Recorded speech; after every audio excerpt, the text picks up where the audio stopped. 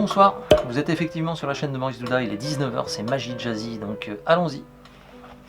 Et ce soir je reviens sur un ouvrage et un artiste que vous connaissez, c'est John Guastaferro et son livre 1 degré de plus.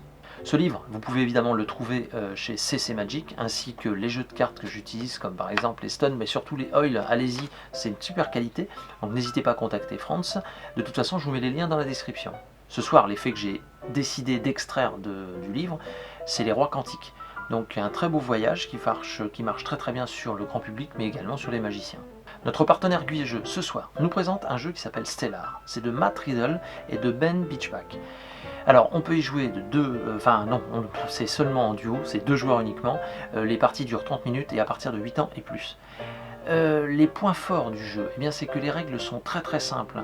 Les illustrations vous invitent vraiment à un voyage spatial. Et enfin, c'est un jeu éducatif, car en fait, chaque carte contient vraiment des infos scientifiques uniques sur l'astronomie. Donc n'hésitez pas, en plus d'être intéressant, eh bien, il est vraiment éducatif ce jeu. Les boutiques Guy et Jeux, vous les connaissez, le réflexe à avoir c'est www.guyetjeux.fr et je vous mets de toute façon un lien de ce jeu Stellar dans la description, un lien vers la vidéo de Ludo Chrono.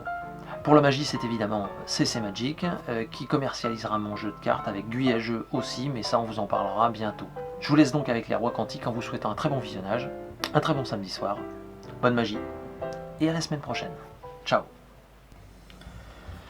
Alors, les rois quantiques, un jeu de cartes. D'accord. Voilà. Alors moi c'est ma façon à moi d'aborder les faits, de vous le présenter en tout cas ce soir. Voilà, donc on va sortir une carte d'abord. Voyons voir. Voilà. Ok. En principe on en trouve 2 dans le jeu. Ce sont les jokers, on va en sortir un, d'accord. Premier joker. D'ailleurs on s'en servira d'un seul. On le met là, d'ailleurs on s'en servira peut-être pas. Maintenant, dans l'idée, c'est de couper plusieurs fois, voyez-vous, comme ceci, pour essayer de retrouver des cartes intéressantes. Comme par exemple, un premier roi. Eh oui, roi de trèfle, ça c'est sympa. Hein. Premier roi.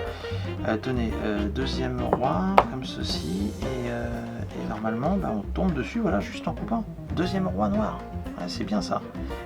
Ok, ce qui est amusant, c'est que si vous faites juste un petit geste magique comme ça, instantanément, ici maintenant vous avez les rois noirs, donc forcément ici vous avez les rois, et oui, les rois rouges. Ok, donc ça c'est plutôt pas mal. Maintenant voilà ce qu'on va faire, donc juste avec nos rois comme ça, on va les placer quelque part dans le milieu du jeu, face en l'air. Ok. Maintenant, en principe je demande à un spectateur de me donner une famille, soit trèfle, soit carreau, soit pique, soit cœur. Ce que l'on va faire, c'est que là, ça va être plus simple, on va couper n'importe où comme ça, et en coupant n'importe où, on tombe sur du carreau. Alors on aurait pu tomber sur du cœur, du trèfle, enfin voilà, hein, d'accord, vraiment, il y a tout, hein, on est bien d'accord, ouais. Ok, très bien. On laisse donc le carreau dans le jeu. Et ce qu'on va faire, c'est qu'on va juste faire disparaître le roi de carreau comme ça.